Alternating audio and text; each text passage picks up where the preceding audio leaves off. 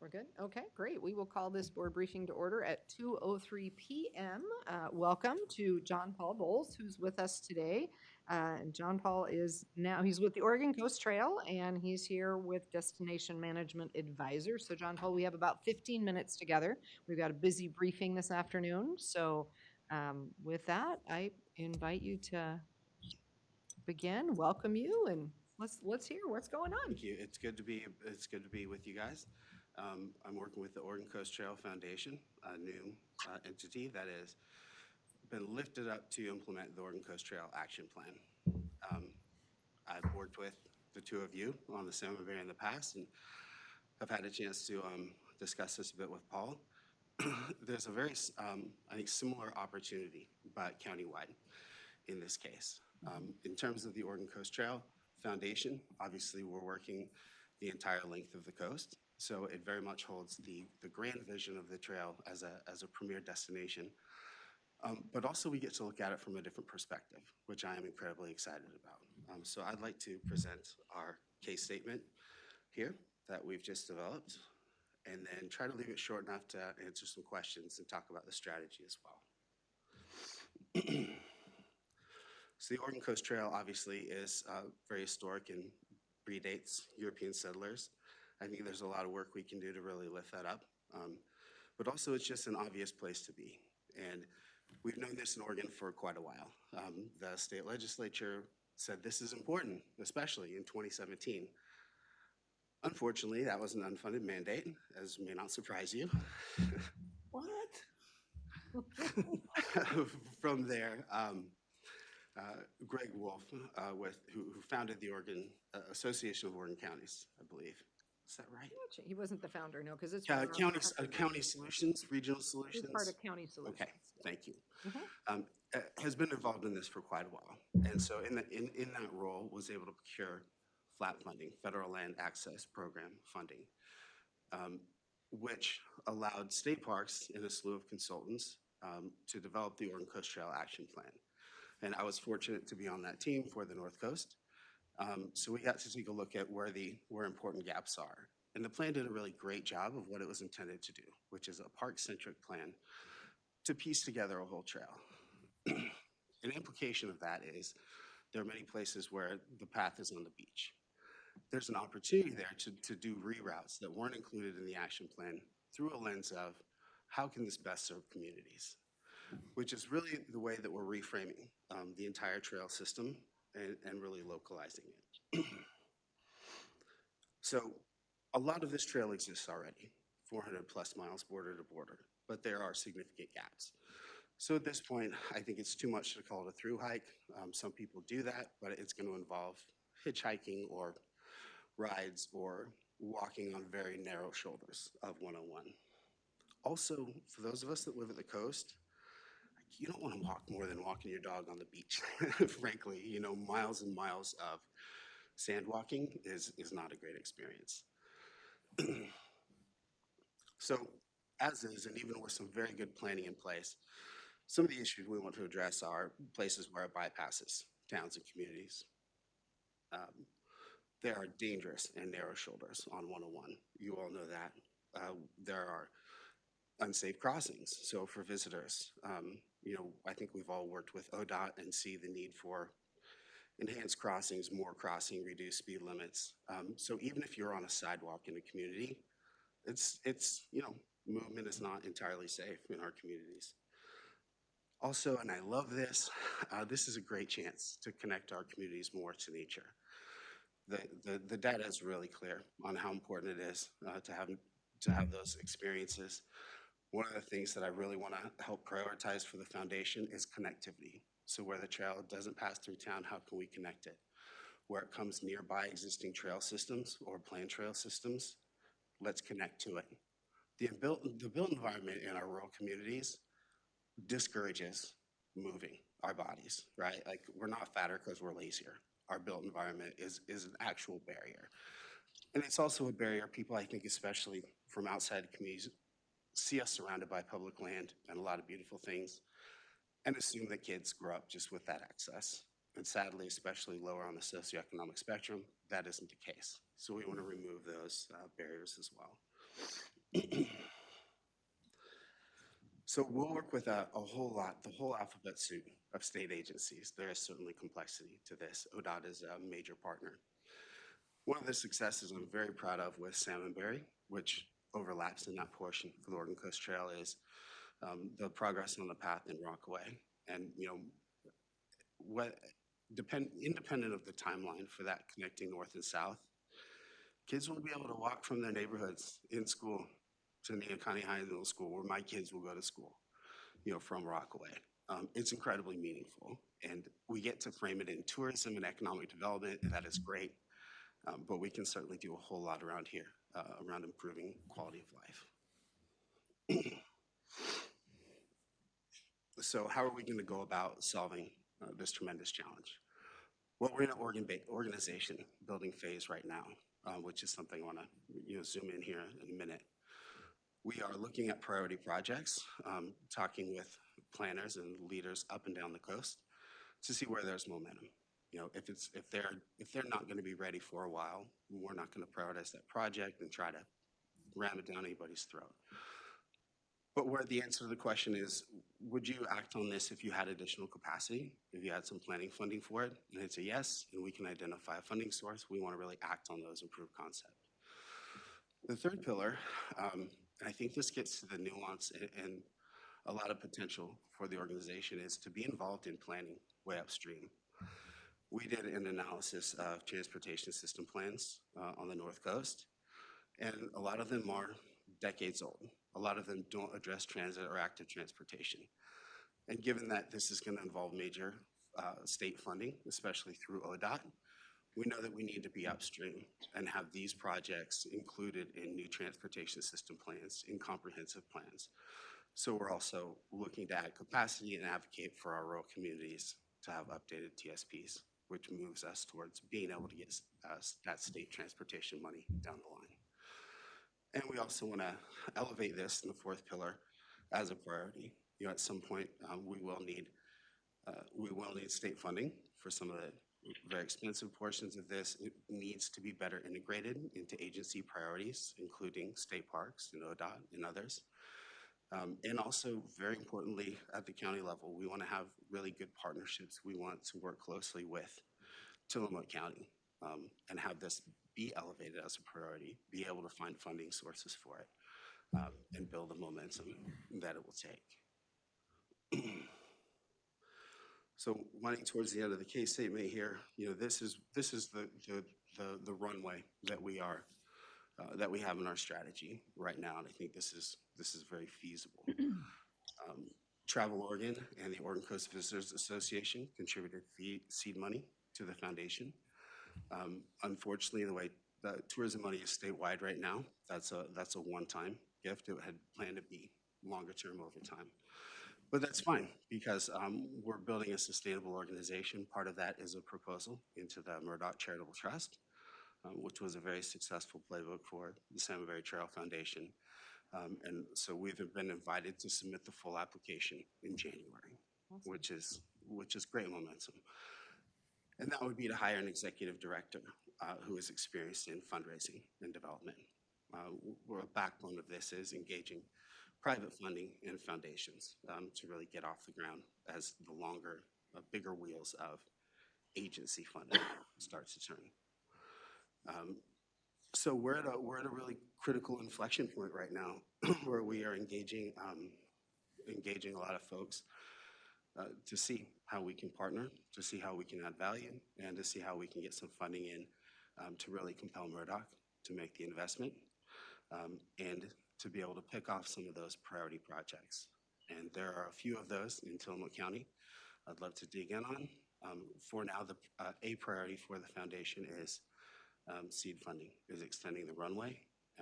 And so I see a tremendous opportunity for the foundation to be, in a sense, an extension of capacity for Tillamook County and to really significantly return any investments that you'd be willing to make in the organization, in the strategy, in the relationships that it represents, in access to funding.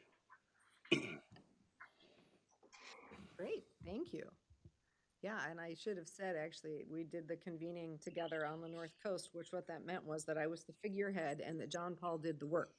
So I am technically, if you look in the Oregon Coast Action Plan, you'll see that I was the North Coast convener. But what that meant was that I popped in occasionally, and John Paul and another great team of people brought all that together. So I'll just own that real quick on the table, just in case it comes up as to whether I was there. Thank John, you. is there a particular ask, like, you're asking for obviously some seed money to help get that Murdoch money? What are we, like, what ballpark are we looking at? Do you have one? Yeah, I I think, mean, all of it I know, but. yeah, you know, I Okay. think similar to Salmonberry, if the county were able to commit tourism funding, that's another thing I want to address in this is we know not to ask from general funds or from department funds, all right? There's been I'll answer, I'm gonna dance a little bit first. There's a frustration, right, especially on the coast and especially in destination communities, that tourism funding, TLT money, has the restrictions around it that it has. Historically, that has gone disproportionately to marketing. And our destination, our home, our place doesn't need more marketing, it needs more management. It has been a frustration. I've heard from a lot of folks that tourism money can't go to an additional police officer in public safety. It can't go towards filling potholes. But the Oregon Coast Trail is a destination. And so the ability to access tourism funding in a meaningful way that serves communities is a predicate of me sitting here, me making this ask. And Paul, to answer your question, I think with a $100,000 investment from the county, especially if there was able to be, you know, a 3 to 5 year commitment, would be incredibly meaningful. I would all but guarantee, you know, that we would get off the ground and really get on the ground on a couple of priority projects for Tillamook County, that money would signal to Murdoch and others that this is a sustainable organization that merits investing, especially coming from a county as a partner. So Yep, thank you. I have some more questions too, but. Oh, I was gonna ask, what other counties are you asking? Because in this case, the Salmonberry was a little bit unique in that most of it existed in Tillamook County, a little bit in Washington County, but this is all up and down the coast. So talk to me about maybe the broader funding strategy and how that engages all of our coastal communities. yeah, absolutely. A lot of our energy right now is in high net worth individuals. And you know, we're expanding that effort. It's going to really amplify once a development focused ED is on board. We just got in with OCF, the Oregon Community Foundation, and so building relationships with higher level staff there on the north and central coast. Want to do that on the south coast. So that puts us in front of donor advised funds. It gives us a step forward in an open grant cycle. So we'll continue down that path, and not just with OCF, but more broadly. In the mid and longer term, there's definitely room here for the foundation in its role as capacity and being a conduit for state and federal funds to have funding for some of the technical work they'll do ongoing from project costs. To answer your question specifically, Lincoln County is the other county that I will be making this ask to. There are some counties don't have TLT tax, so they don't have tourism funds to draw from, and they are in the financial state that, you know, it's a squeeze and will be a squeeze. And is your ask for Lincoln County the same as it is for Tillamook County? It will be. We're not as far down the road on relationships and you know, getting the strategy in front of them, but yes, that's my goal. And what about Clatsop, since they're also a tourism-based community that has a fair amount of transient lodging tax? Yeah, we'll talk to them as well. I've had an initial conversation with Commissioner Webb, and hopefully we'll be able We'll to. talk to Seaside too, because they're sitting on $10 million. City of Seaside? City of Seaside. I've They say they can't spend, John. yes, and we have, and we'll continue to. And there's a great example there of the trail goes along the beach. Right. It ought to come in the promenade and take you right through town. There's also a gap north of Seaside between Gearhart.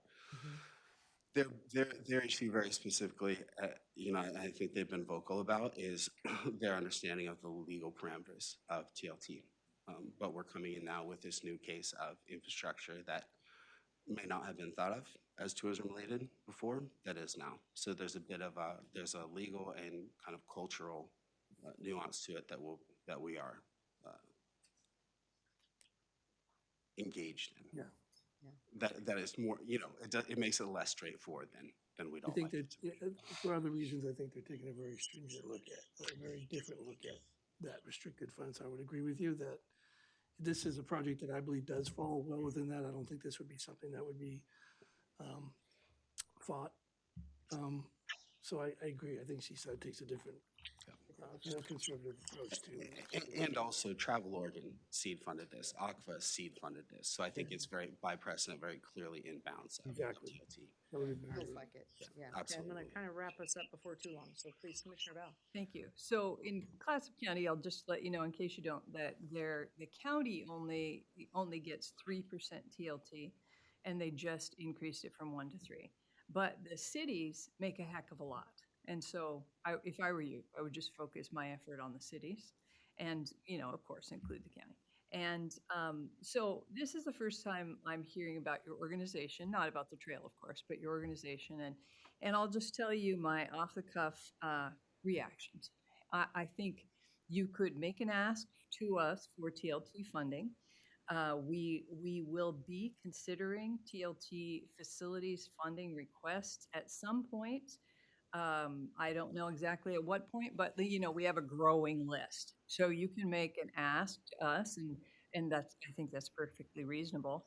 I would specifically like to see an ask for the areas, like project-related ask for the areas that are not included in the Salmonberry, Right. because as you know, we're heavily invested in the Salmonberry, and I would assume that when the Salmonberry is built, the Oregon Coast Trail will use the same trail, or I just at the moment can't imagine why there would be 2 separate trails. And I can't imagine us investing in 2 separate trails, and we're already in the Salmonberry. Mhm. And additionally, the stuff in South County is county, of course, because there are no cities there. Manzanita is not part of the Salmonberry, and you could approach their city also. So I'd like to see some specific project, like Tillamook County projects that you were talking about, and just know that our list of ways that we want to invest in our TLT facilities funding is vast. So please make the ask. It's a little premature. I'm glad to learn about your project. Thank you. Thank you for that. So we're about 20 minutes in, so I do need to close this up so we can get on to our next topic. Paul, is there something else you just must ask today? I don't have to must ask anything. Sometimes you do. Well, no, and I've spoken to John all Paul do. about this, and I just want to say this. I agree with my colleague, definitely do the ask.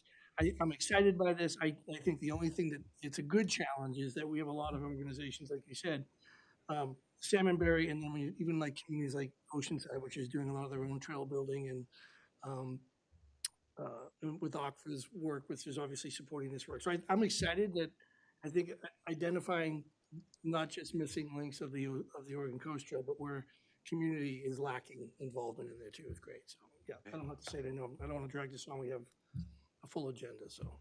Thank you. I'd love to share the strategy that I think really powers this investment and how it can return millions of dollars to Tillamook County in planning and transportation and trails funds. Great. Perfect. Great. All right. And Thanks for coming. I'm not sure what our timeline is on the TLT. We've had some back work done that kind of has a list of things in front of us. So a written proposal would probably be the next step that could be submitted to you, Rachel. Would that be fair? And then we get it into our pot of asks. Thank you very much. Thank you so much, John Paul. Nice Coming. to see you. Okay. We are going to move on to our next topic, which is OLCC licensing, and Isabel is going to get us started with this conversation. But actually, I'm going to get us started quickly with this conversation, because this conversation to me is, it's a great opportunity for us to look at a lot of the things that we have been trying to do, I think, as a county, when we look at how do we be the most effective most efficient that we can be and provide good customer service to the public, right? We're trying to figure out how are our systems working both internally and externally. And I think that the OLCC licensing piece is one that everybody just grits their teeth and drags their way through, and I don't think anybody likes it. And so I think it's an important thing for us to look at, but to remember that we're looking at both internally, how is it working for us, as well as externally, how is it working for the people who need to make application in order to get their business underway. So I hope that as we have this conversation today, we can remember to wear both hats, because I think it's an important part of where this conversation ends up. So with that, thank you, Isabel, for all of your work. I know there was a lot of research that went into this, and I know that I want to thank the staff that have been part of that, because it is currently in environmental health, but the sheriff's office, so I appreciate the sheriff being with us today, has a hand in it. The assessor's office has a hand in it. The community development has a hand in it. It's a big body of work. So I want to thank everyone who's spent time already on this and is joining us for the conversation. Thank you for the wonderful introduction. You saved me half of what I was going to say. Oh, So, sorry. no, it's just wonderful. So part of this is a review of trying to make the departments more effective and for staff time, funding. So just a quick background about the Oregon Liquor License Commission. OLCC requires any establishment that is looking for a liquor license, they have to go through the, you have to go to OLCC and then do your application. And then part of the application process includes contacting your local government. And this is only for unincorporated areas. And so it's kind of a two-part application if you're looking for a liquor license, OLCC, and then your local county government.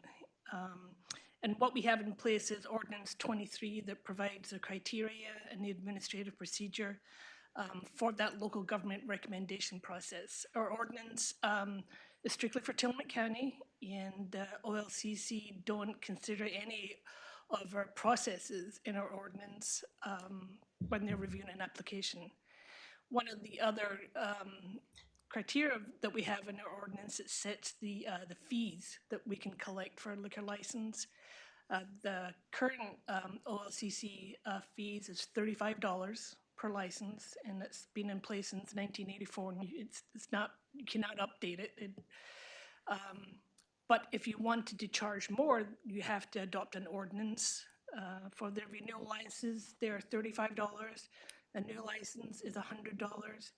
And a modified, I think, is $75. So in order to charge those additional fees, you have to have an ordinance in place. But an ordinance is not required by OLCC. So with that, the information in my report that I provided to you in my conversations I've had with you individually, the information is based from the ordinance and from research and my conversations with the licensing manager at the Salem office. And so he's provided me with when we had questions as to how we could review our process and look forward. The information I received is from that office.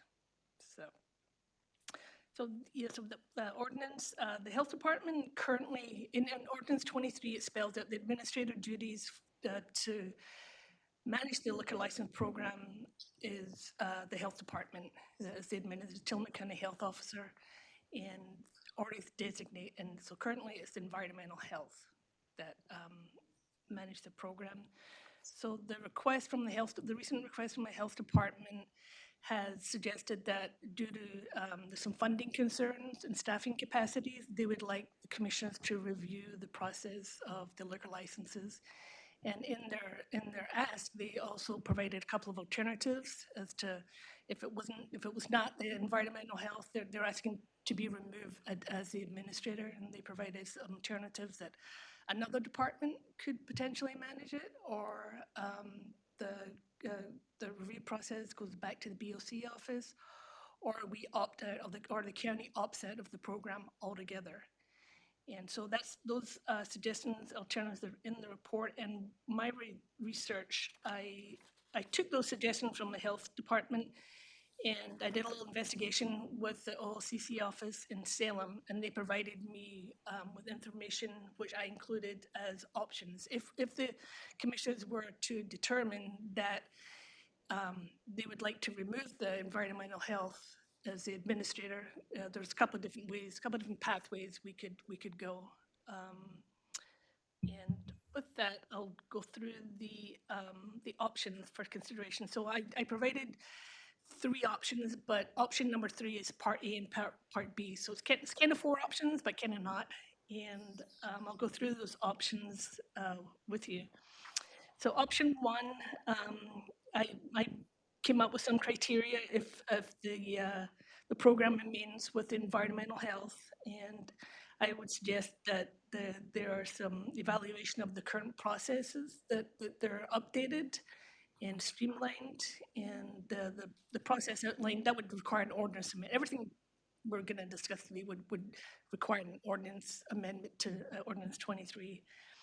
So the option 1, I suggested that the Environmental Health Office do an evaluation of the current processes, move their application system online, no longer send out mailings to current licensees, and because part of the concern with the health department was that the OLCC has a new online system. It's called CAMP. And what that means for environmental health is that the deadline for this local government recommendation process is much earlier. I think it's a month or 2 earlier. And so that's created a time crunch for their office because they have other mandated inspection services in place. And the OLCC is not a mandated service. And so it's created a time crunch for their office, in addition to the funding concern, because the fees collected for the OLCC licenses don't cover the staffing costs, and those are further. That breakdown is further in your report at the end. I show you how many fees are collected, what the costs are, and what the deficit is to the department. So if I'm going back to option 1, it would be an evaluation of the processes, to remove the mailing notifications, remove the public notice requirement for renewal licenses. That's not required by OLCC. That's just our ordinance. All of this stems from the details we had, the criteria in our ordinance. So this is kind of somewhat self-imposed, for lack of a better term. So we remove the public notice for renewals, and eliminate the tax and assessment office from the renewal process. They only verify that property taxes are paid, and OLCC don't consider that in any of their criteria. And the tax and assessment office do not verify the business owner, because oftentimes the business owner is different from the property owner, so they have no way to verify that, and that verification is on OLCC to confirm who the business owner is. And also the last option, the last modification I'd make to the process in option 1 would be that OLCC has confirmed that the commissioners do not have to sign off on the applications, and it could just be any representative from the county. So the administrator or the program manager in environmental health could actually sign off on those, and that would save time. In addition, with the public noticing, you don't have to put it on the agenda. You don't have to wait for the public notice or any public comment. It could just be signed directly by the environmental health. So that's option 1, where they make a number of processes to streamline the entire program. The second option, option number 2, was the suggestion to transfer it to another department, and which we could do, but I wouldn't recommend just transferring the entire program without making any adjustments, because then you're just transferring the same concerns that the Environmental Health have to another department. And so option number 2, in weighing the program staff costs, that would be, in my opinion, be time consuming and costly for that new department to absorb this entire program. So option number 3 is where, I don't know if Sarah's on the line yet. I do see her, yeah. Yeah, okay. So option number 3 is one of the options that in the health department recommended that the county opt out of this local government recommendation process, because in reality, the OLCC for renewals, they don't really place a lot of weight on it, so to speak, and they don't hold the application back if there's non-payment of the county fees. It's only with new licenses. New licenses are different. The bulk of the program are the renewal licenses. So there's about 65 renewal licenses a year and about half a dozen new licenses. So the bulk of the work for environment health is the renewals. And so the last alternative that was brought forward by the health department was option 3. The county opts out the local government recommendation process completely. So had a number of conversations with the licensing manager at OLCC, and he came to the conclusion that it was an option to opt out. It was a possibility. It was an unusual request, and only 2 counties in the whole of Oregon have formally opted out of this process. And they don't have a system in place to opt out of the program. It's that unusual. And so they said, but they'd be willing to work with any county that would like to go down this path. And so what that means, we would have to make a formal request to OLCC and change our ordinance. And but that's where the option 3 gets split A and B. So opting out of the government recommendation process for all licenses, I would not recommend that, and that's why I was hoping Sarah would be here, because we would talk about land use issues. She is, okay. So going back to the OLCC process, the OLCC can only, there's very limited denial criteria, and the local government recommendation process is for a county just to recommend. The county itself cannot deny or approve any license because it's a state license. So this whole process is just OLCC asking for feedback from the local government for the unincorporated areas. And the denial criteria from OLCC is pretty narrow. And one of the considerations that's come up for option B is land use and zoning issues. And so my option B would be to opt out of the annual renewal process. So that would take away the 65 licenses a year that are coming through, they've already gone through the process of being approved. They've gone through the land use process and been approved by OLCC and recommended by the local government. So those have gone through that process already, and every year they come up for renewals, but 9 times out of 10, nothing has changed with those renewals. So it's just this process where it's kind of rubber stamped every year. They still have to be publicly noticed. They still have to go on the agenda, and that's the option in the considerations in option B that I recommend that the county opt out of the renewals.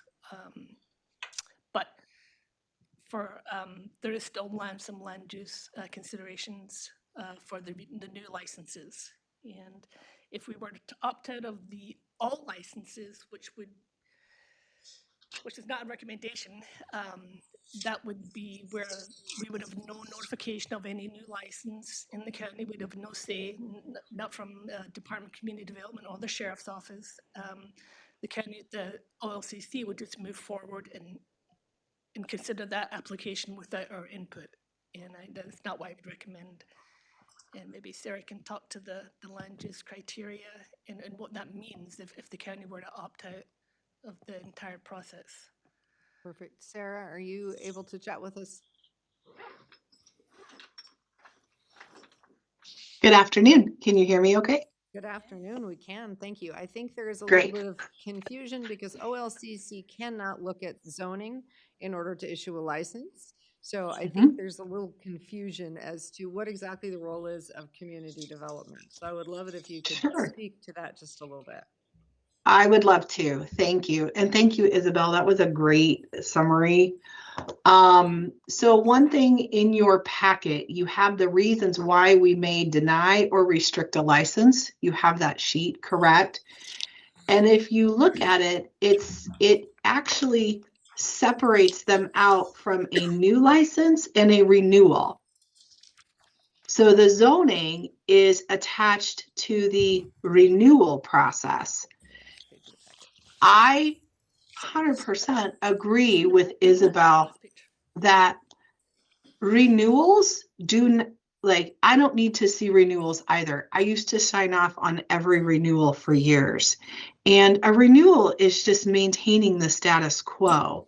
If there is an alteration or a modification, typically the OLCC requires like there's more steps to their process as well, because renewal of a license and modification are also two different things. In terms of I will say general practice throughout the state with planning departments. Land use review is important for a new license or a modification or alteration. And there's a couple of reasons why. The OLCC essentially has had us sign off as a land use compatibility statement, which is a form you would see that would accompany other state licenses and permits from DEQ, DSL, whomever, because to Isabel's point, we are not the decision maker. But what they always want to know is before they issue a license or a permit, does the proposed use comply with local land use? And land use in that umbrella includes zoning, right? Because the zoning, in fact, is an extension of land use. What we don't want is to invite new code enforcement issues, because what we are starting to see is, in addition to your traditional restaurant, grocery store, places that you typically find alcohol either for off-site consumption or on-site consumption, those businesses have already been established through land use and zoning, right? And so for us, it's a matter of that verification of yes. There are online sales, there are home sales. There are people trying to sell beer and wine and spirits out of their home in residential areas, both in person and online. And what is happening is that this creates issues in neighborhoods. And in a residential zone, these types of retail sales and activities are generally not allowed. So in terms of why I think it's important that we do have a process for new licenses or a modification or an alteration, is just simply because it gives us the opportunity, one, to know someone is thinking about doing something in an area, and two, head off a code enforcement issue that ultimately we don't need anymore. I mean, we can't keep up with what we have. I don't think we need to be involved in a straight renewal process at all. There was an application before you this morning, and that was a new application. That was not a renewal or a modification. And that campground has conditional use approval to operate the campground, but that approval has not extended to any other uses, including alcohol sales, which is why my recommendation was not to approve that license at this time. And I have been in communication with the applicants over the past couple of months saying, hey, we can, I can get you there, but you have to finish these processes first, including you can't open a shed and sell beer and wine out of it to the public because you also don't meet building codes for a public space. And so that's why, to me, the land use piece of it is important for those new licenses or for an alteration or modification, is because that is the only opportunity we have to communicate, either verifying it's allowed and everything, any approvals they need at the county have been obtained, or we say we do not recommend approval, and it gives us the opportunity to reach out to the applicants to talk to them about what we can do to feasibly get them to where they want to be. Thank you. Thank you, Sarah. Questions of Sarah, commissioners? I know you have someplace to be at 3:00, so I want to make I sure do. I have a, we have a Thank you. chance to hear from you before you have to go. I just have a real Thank quick you. question, Sarah. So, because this is the confusing part for me, you don't have the power to deny, you have a power to recommend denial. So, in this scenario, when you send that to OLCC, they can still issue a license to sell alcohol from a shed. Right. And then they can, and you say since they don't work, would they ever deny it? Because they're not looking at land use issues based on your recommendation. Would they even, like, is this a moot point? You could go after them for a code violation or an ordinance, a county ordinance violation, but they would still be complying with OLCC rules. Is that correct? So I think that there's a few more layers in there. So one, the zoning, if you look at that sheet, the zoning is not considered in a renewal. Right, so that first sentence says it is not able to consider zoning when deciding to renew a license. That doesn't say a new application. And I understand why they're saying that. It's been licensed, the use has been established on the property. We're sorry if more cars are there than maybe you intended. That's not our problem, right? Because the renewal means they are renewing what was already approved. So in looking at other jurisdictions and talking to my colleagues, there's actually another step that comes in a lot of places before it gets to the health department, and that is its own separate land use compatibility form. And we do not have that step. And based on our current process, I didn't feel that step was necessary because I'm essentially doing that already through the process we have in place. And I just don't want to give people more steps if they aren't necessary. So I would say with the renewal, that is correct. And that is explicitly stated in this form. But a new license is different.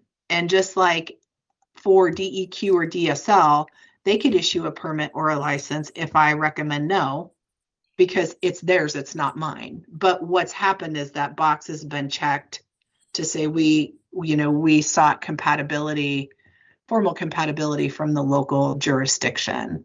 Okay, so again, I'm not hearing what I'm not. It's Sorry. not a stupid question. On a new one, if you say you recommend it now, they can still issue it. Yes. They can, and then we would issue a code enforcement, right? And then we take Exactly. enforcement action. Sure. Which is my point about customer service, right? Is that if we can have this be part of our initial process, this conversation with Sarah's office, hopefully like the folks she's working with now, we wouldn't have them go, yay, look, we got our license and start selling and then get hit with a code enforcement violation because the right hand and the left hand of the county didn't know what each other was doing, but rather we would figure out how we tie this together at the county so that we can say to them, your land use does not comply. Right, and try to work through with them. Ultimately, if they say, I don't care, and I'm applying to OLCC, and OLCC gives them one, then we have to go down that path. But boy, it would seem a whole lot nicer if we could just try to get them to yes from the beginning in the proper way.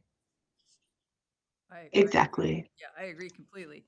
And partly because we don't have countywide business licenses for the unincorporated area, I have heard the stories from Sarah about businesses that need to start in unincorporated Tillamook County. We don't have a license process for them to come and say, hey, what about this idea? And then they don't have any feedback or advice from you about whether or not their business is even allowed via zoning in that area. And some people have invested a lot of time and money to start a business that isn't even allowed. So I think this is a very important service that we're providing to people to say, we want your business to be successful, but there's a problem right here. So we're going to have to address this first. So regardless of OLCC, I mean, they could just blow it off, but I don't know why they would if they had that information. But I think the information is really important to businesses. And likewise, I think we really need to hear from the sheriff about whether or not there's a significant problem and he doesn't recommend it. So I would love to go to that one as once we, because again, Sarah has to go. Did you have another question for Sarah, Paul? Did that clarify? What are the cities in Tillamook County? How are they doing this process? Do you know? Does anybody know? I just looked at our county. Washington County actually has a really nice one pager for folks of what their process is for their liquor license review. And if we are talking about changing the process, I would encourage everyone to take a look at that. I can send you the link too, because it's simple and it hits on all of the high points also that Commissioner Bell is talking about so that we can help people get to yes without having to take code enforcement action first. Yeah, I'd love to see that one page. If you could send us a link. Yeah. Thank you. Excellent. Did you want to take it from here, Isabel? Yeah, So who all we wanted to talk to next? Do you want me just to pick on people? What's your thought? I don't know if the sheriff has anything, any comment?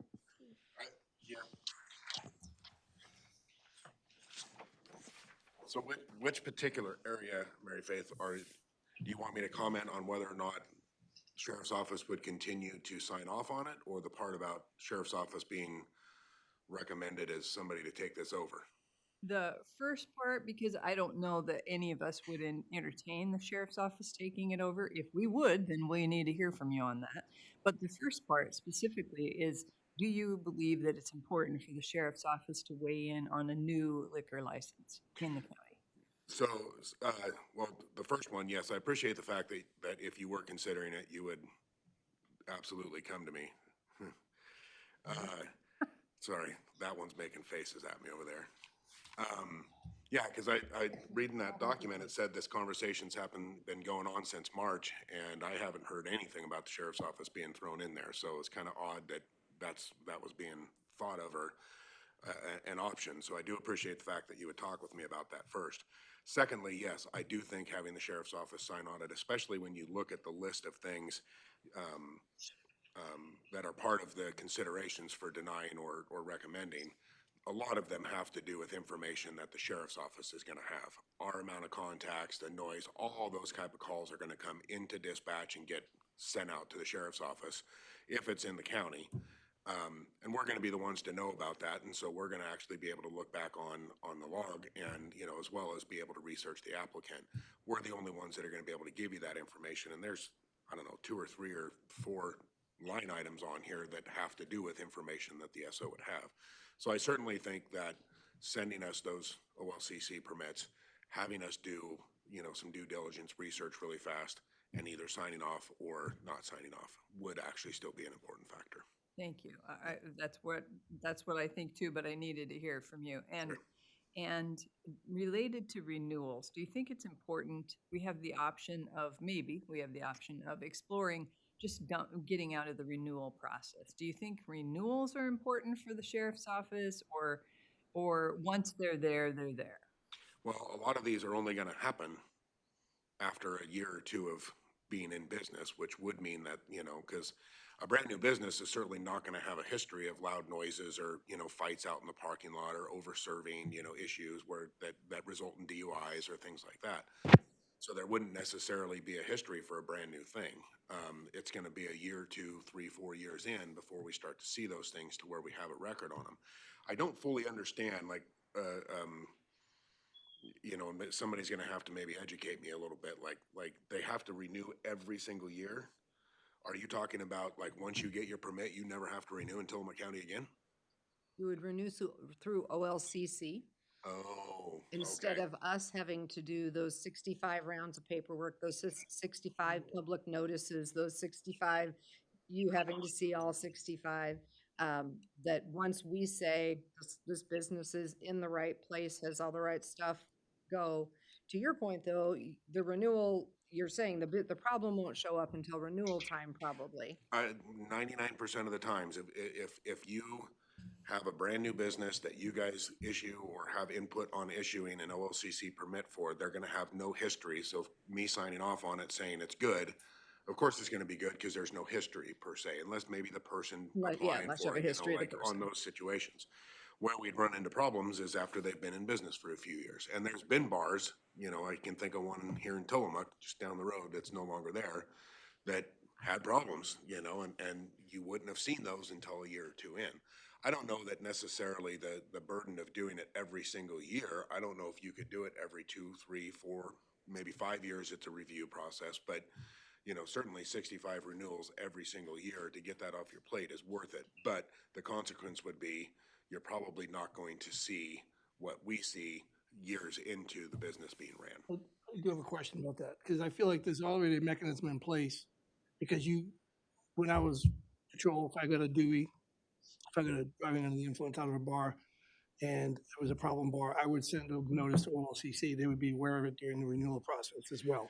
So to me, I feel like I just want to make sure that, I think you're right, you're going to hear about it, but if you're hearing about it, you should be sending it to OLCC, and they can then deny the renewal. And do we need to be doing their job and our job? I'm just trying to, I think the idea behind this is getting rid of some of the responsibility that the state is already doing.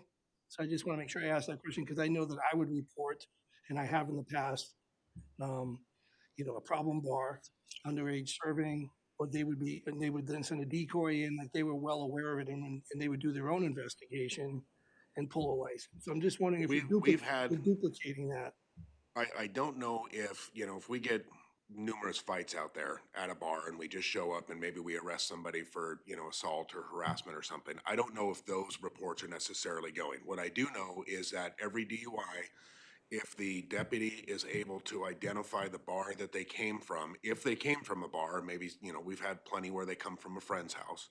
If they're able to identify the bar in which that DUI was served, that gets automatically sent to OLCC every single time. So yes, they are getting We're also getting at least some level of information from our office, and they're able to file it. They've actually, contacted us to come down and do decoy operations.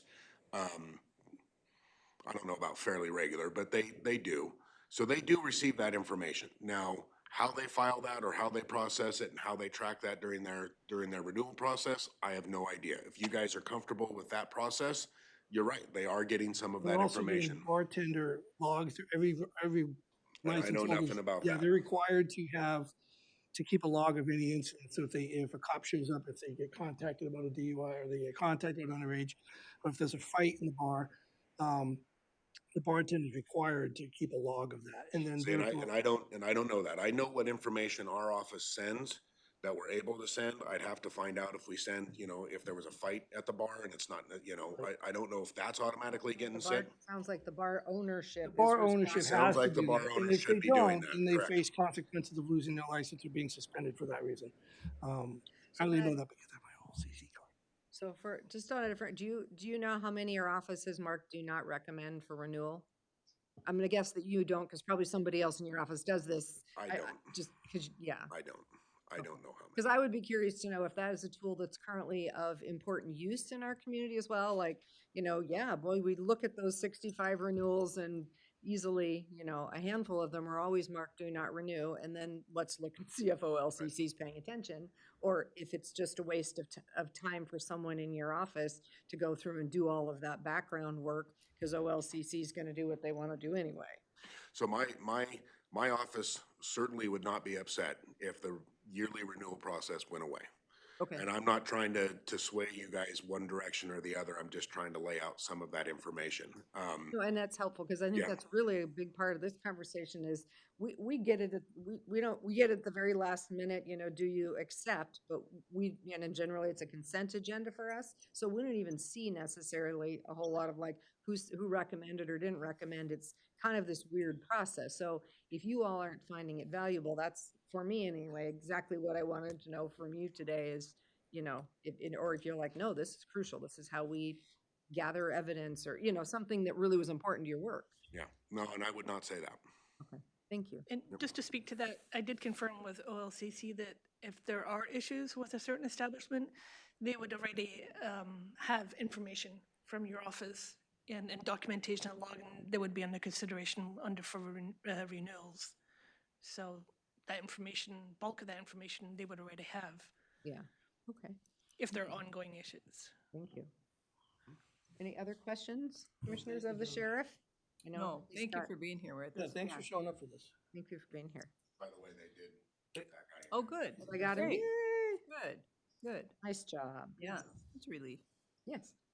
Okay, so I know that we've heard from Sarah, we've heard from the sheriff, and I know that we have Cassandra with us as well today, because it goes through tax and assessment. So I guess I would have a similar question for tax and assessment, as to whether, yeah, how this plays into the But- work you do and if it's important. So in looking at the application, it looks like we just mark if the personal or real property taxes are paid to date, yes or no. When we say that the taxes are not paid, there's no mechanism that helps us get them paid. We've never seen anybody come in and say, I haven't got my license because my taxes are paid.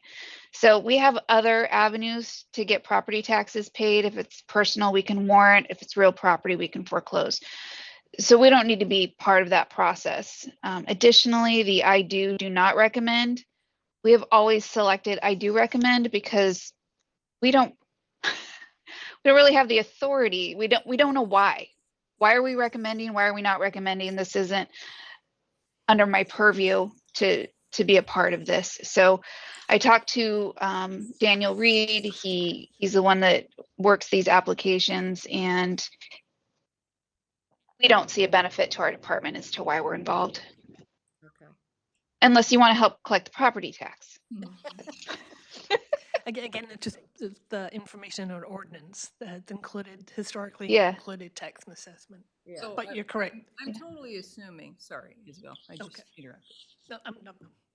I'm totally assuming that the board that approved that put tax and assessment in there, that their intention might have been that they didn't want to approve an initial license, an initial application, although of course we're not approving them, but they didn't want to support an initial application on a property where the taxes were not paid. And so do you see the benefit of continuing to check in on first applications? Like, is this property owner even current with their taxes right now? It's okay if the answer is no. No, yeah, no, because it's just extra work when we're going to go down another avenue anyway. Okay. And OLCC could still approve it. Yeah. They could make more money and pay their taxes if they can sell out. Yeah, and if it's a new business and it's personal property, they're not going to have a tax bill anyway. It would just be on the land. Mm-hmm. If taxes weren't paid on the land, and typically that's a purchase that gets taken care of in escrow, and if they don't pay in 4 years, they're going into foreclosure. So, And yeah, again, it it's ties back to where the applicant isn't always the property owner. So Right. the business owner and property owner are quite often different. Yeah. Okay. yeah. Okay. Thank you, And Cassandra. Thank you, Cassandra. Appreciate you being Yep. here. Yeah. Okay, so we've heard from our ancillary folks. So I don't see anyone from environmental health on there. Marlene is Marlene here. is, yeah, I don't know if Marlene has any comments. And Marlene, do you have anything you'd like to add or share? I have She is Jamie and- with and me Allison and Cook. Allison. So if you have questions for us, happy to answer them. I just wanted to comment for the departments that were participating in the discussion that there was not an intention to say this program or service needed to go to the sheriff's office or needed to go to taxation without any conversation. That's not within our purview to have that occur. So this is the venue, and there hasn't been a bunch of discussions about that with the commissioners or with our department. So this is our opportunity to have that discussion. I just wanted to be clear. Yeah, correct. This is the first discussion for that area, also for everything. Yeah. Anything to add? Yeah, so the question came up about denials and how many people have recommended denial and how many people have still gotten a liquor license. And I think in the last 5 years, we've had some of the offices, including the sheriff's office, write off for a denial, and OLCC, it went through the Board of County Commissioners, and the recommendation was to move forward, and OLCC issued those licenses. So basically, OLCC is going to issue a license no matter what at this point. Yes. So like us going through this process doesn't seem to hold up anybody's application moving forward for a renewal and or for a new issue of a licensure. Okay, thank you. That's good information. And that's what we've been told in the contacts. I mean, we talk to OLCC on a regular basis. We ask them questions. We have a contact. They go back and forth. And basically, Ordinance 23 doesn't mean anything to them. It's the venue that the county has put forth for us. But when it comes down to it, OLCC will still issue a license. I'm a little bit confused about that because the OLCC license application we considered today, we were aware that the Department of Community Development had said no, and therefore we postponed it, and we haven't voted on it yet. But when we do, I will vote not to recommend it to OLCC based on their no vote. So it makes me wonder if our process has been a little broken in that if department heads have been saying, no, we don't recommend, and we didn't know about it, if we'd known about it, we certainly would have talked about it. So I'm wondering if our process has been broken, because today was the first no, I don't recommend that we have deliberated on. I would agree. I've been 5 years now, and generally they pop on our consent calendar, and we just go forward and approve them all without ever seeing the application and all of its yeses and nos. So clearly our process is broken. Yeah, I have assumed that when they get on the consent calendar, it means that all the department heads approved. Right. But if that's not true, then we've had a problem. Right. So, I'm the new guy. I don't have any frame of reference here. okay. Rachel, did you have something to add? Oh, okay. Yes, please. Yeah. Marlene's office. So that's news to us as well, because when we collect all this paperwork and we get a denial or we get approved from all of the offices, all of that paperwork is put into a package and sent to the BOCC for you guys to look at and approve or deny. That is the process. Clearly not a process that's working on our end. Gotcha. And I think the question is, I mean, part of why this has been brought up is just the amount of work that goes into things that are in this ordinance 23 that apparently are not OLCC required. So in a time when we have a whole lot of mandated stuff from the state and we're trying to streamline, is this a time for us on our end to make sure we have all the information, everybody, and then go back to this ordinance on our end and figure out what is the minimum that OLCC requires from us and what pieces are beneficial? So speaking to that, part of the administrative duties in the ordinance 23 is to make that recommendation to the Board of Commissioners, not just provide a packet. They're supposed to, the information to recommend to deny or approve is spelled out in the ordinance that it comes from the administrator of the program. So whenever you receive an application, you're supposed to receive direction as to whether it's been approved or not just receive a packet of application. You're supposed to receive direction on how to proceed with that. Good question. So Jamie, when one of the department heads has said no, have you approved it anyway when you send it to us? Or if a department head says no, do you also say no? No, because you want to go, Allison? We are only basing it on the denial criteria. So if it does not fall under the denial criteria, then we approve it. There's no reason for the health department to deny it. We're literally just the person that is pushing the paper at this point. Like we have also the administrator in the ordinance, so that's making the recommendation to the board. The recommendation is because it comes to us first, we approve it. The process is it starts in our office and then we push it out to all the other offices. And we had this come up here 2 years ago where I had already approved it because it came to us first and somebody else said, no, we don't recommend approval. And because we had approved it first as the administrator, maybe our process is broken because we never knew. Joel came back and said, you've already approved it. You cannot take the approval back.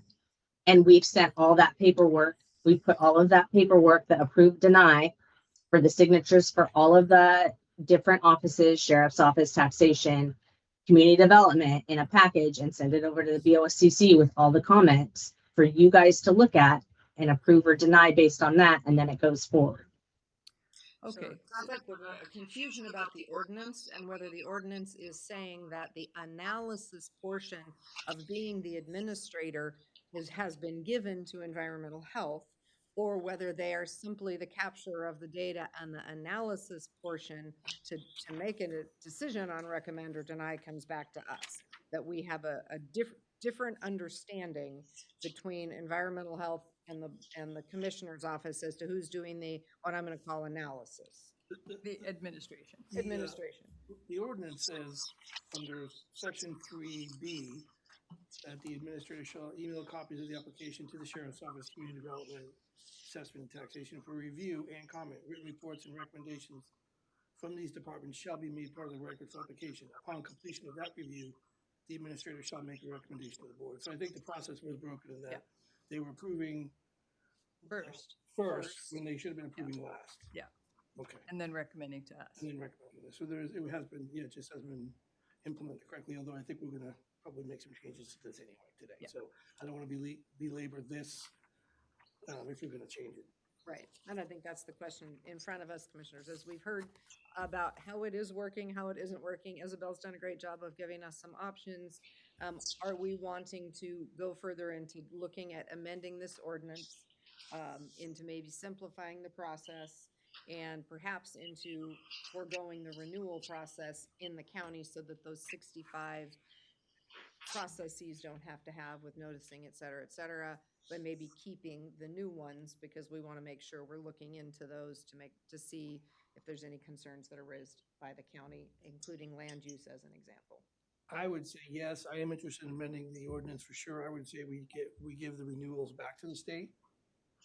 We keep the first ones. I would recommend removing the assessors from the process. It sounds like we don't need that. And we just clarify the process, but I absolutely agree with that. I think I guess I see the value of having the first one. I also would say that I believe that having the health department, DCD, and the SO all still involved in their current state is important. One, because they all offer different things, and we're not siloed anymore. We are one county, and the health department serves as they already have the relationship with most of the rest. Most of the LCC license have a relationship with our health department or environmental health already. So I think that that's a good resting place for that initial stage. Obviously, the DCD is a good component because we need to make sure that we're not violating land use. And then, of course, we want the sheriff involved. So I think removing the assessors, but keeping and getting rid of the renewals is what I would explore or have the interest in voting on or discussing and changing or whatever. Likewise, I am, yes, Isabel's option 1 and Isabel's option 3B are the things I would like to explore, and I agree with removing tax and assessments.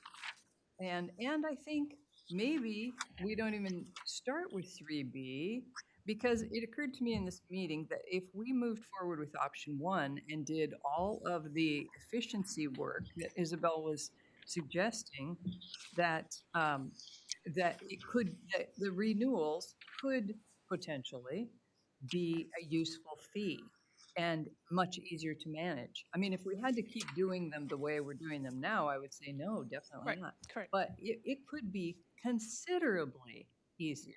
You know, it could be a couple clicks on the computer. And also I'd like to know when the fees were updated. They have not been updated since 1984. 84, okay. So that's the original $35 fee. By share, thank you. And then that's when the original ordinance was, I think the year after, when the county opted in. They developed the ordinance so that they could charge the additional fees for the new license. Because without the ordinance, all licenses, regardless of their new or renewal, would be $35. That's the maximum you could charge. That's the maximum on the OLCC, but because we have an ordinance, we have the option to increase. Correct. Okay. Just for the new and modified licenses, the renewals are still 35. Yeah. That's held at I like the 35 idea no of the matter. fee. I just don't want to have the work. Right. Well, I want money for nothing.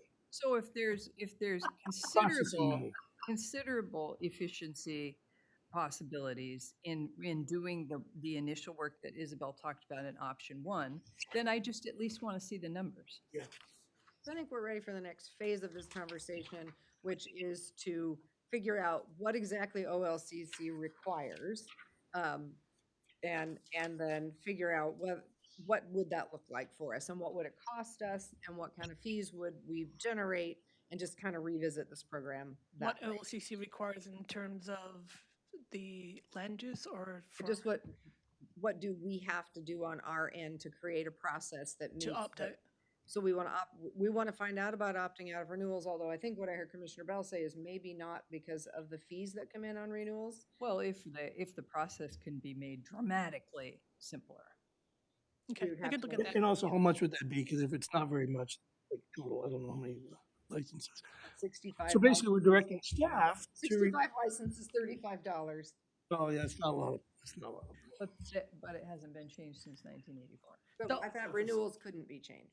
All of the liquor license fees collected last year was $2,600.10. So I don't know that it's worth keeping With the night, staff. but the renewal. Yeah. Did you just say that the renewal couldn't be raised? well, I don't see it couldn't be raised by a county. It's just per statute, it's $35. Oh, Right. So Has it's been only since the 19 initial fee that can be more than 35? The initial fee for new and for modified licenses, that's where you have to adopt the ordinance in order to be able to charge those fees. If you didn't have the ordinance in place, you could only charge 35 for everything. so there is no fee option for the, What's that? Do what for renewals? No. yeah. you cannot increase. So renewals are $35 irregardless of whether we have an ordinance or not. But And let's still find out, because if we don't have a public notice, we don't have a printing and mailing, and it could be simplified like an online thing that somebody's just inputting some data. Maybe that's not. And also I confirm with OLCC, there are some counties out there that don't charge the $35 fee for renewals or any fee. So they choose to absorb the cost. But I guess we're directing staff to come back with a streamlined version of what we were talking about here. right, and I do see Marlene's office has their hand up again. Sorry, I was trying to put in the chat the Oregon revised statute that describes what fees can be charged, but it sounds like there's going to be some more investigation to make sure we know what that is and understand how it would apply with our own fees. So that can be looked at, but it's ORS 471.116. And fees cannot be increased. We are at the max fees that we are allowed to do under statutory law. Right, that's what, yeah, and that's what Isabel just shared. So I think Thank you. we're, Thank you. Thanks, Isabel. okay, so I think what we're directing is, let's make this as simple as possible. Still wanting to have our eyes on new licenses so that we understand where those are being added in the county. Move the assessor. Removing the assessor. So Isabel, do you have enough from us? I do. And then some? And thank you very much for this Yeah, this is very good work. careful analysis. It made me so happy that you are our admin analyst. I thought, oh man, she is nailing this job. Thank you. This was a challenge because of the gray area between OLCC and a county. Yeah. And so there's still depends how you look at it, especially from the land use and zoning section, that's really, it's confusing. So Yeah, and I would just say, at least my opinion in that area as we look at what the streamlined process is I think that we have a Lux form already that we use for other things, and I would, we can work with Sarah to find out if that is the right tool, but it feels like it is. And to me, that goes back to customer service, which says, we want to ask you the right questions so that you get the right information. And that's what that land use question does. Right. Knowing that OLCC doesn't care. I completely hear that OLCC doesn't care, but I don't want people to then, who now think, to your point, Commissioner Bell, they've put all this money into developing this great business and OLCC gave them a license, and then we come and tell them we have to shut them down. after the fact. After the fact. I mean, that, we had a similar thing with bed and breakfast, quite frankly, Well, in the it's also short-term rental happening. world, right? Where we didn't have that Lux form yet, we didn't have that crossover, and we had bed and breakfast licenses being issued in land use areas where they couldn't be, simply because we weren't asking the right question to help them be successful to begin with. So I'm hopeful we can get there. I agree with that. I think that's important so people don't make that mistake initially. And we have seen that when I was meeting with the health department, environmental health, they talked about the same thing with some of these food trucks as they're buying from other counties, either or they're older and they're not up to spec, and they come in thinking they can just get a license, and then, they have to realize that their hood system's not exactly right. So again, and then they're upset with us because we're not issuing a permit, but we can't issue a permit. So it's the same thing. And I would agree. Make it simplified for the customer too. Yeah, let's make it easy for them up front. I think that makes a big difference in how people see Tillamook County, which is our goal, is to good customer service. Okay, I'll bring back some more information. Thank Thank you. you. Thank you so much. Thank you, everyone, for Thank you. participating in the conversation. Thank you, Marlene and Jamie and Allison. Okay, we will, I feel like that was our last, it was. Woo-hoo! All right. Those of you who can't see, that Isabel's caught on the door. Isabel's stuck to a key in the door. I don't know if you want the visual of And the that. key won't come out? So she's taking the key out instead of disconnecting. Poor girl. It happens to me all the time. I have those kind of, handicapped ones, and I'll get my sleeve caught on it when I'm walking by at my house. Short stuff. Okay. Yikes. All right, that is the end of the topics that we had for our board briefing. We do have an executive session. So before we go into executive session, is there anything burning, commissioners, that you need to, I think we had a pretty good check-in at the meeting this morning, but Not Nope. okay, with that being the case, then we are going to recess this board briefing at 3:18 to go into executive session. And Rachel, would you give us the reference? Yes, ORS 192-660 sub 2 sub E to conduct deliberations with persons designated by the governing body to negotiate real property transactions. All right, thank you. We are recessed at 3:18. Can I do a bio break? Yes, you may. I probably should too. Question to ask legal counsel, right? Okay. Okay, so we have returned from our executive session at 4 PM, and I will adjourn this board briefing at 4 PM.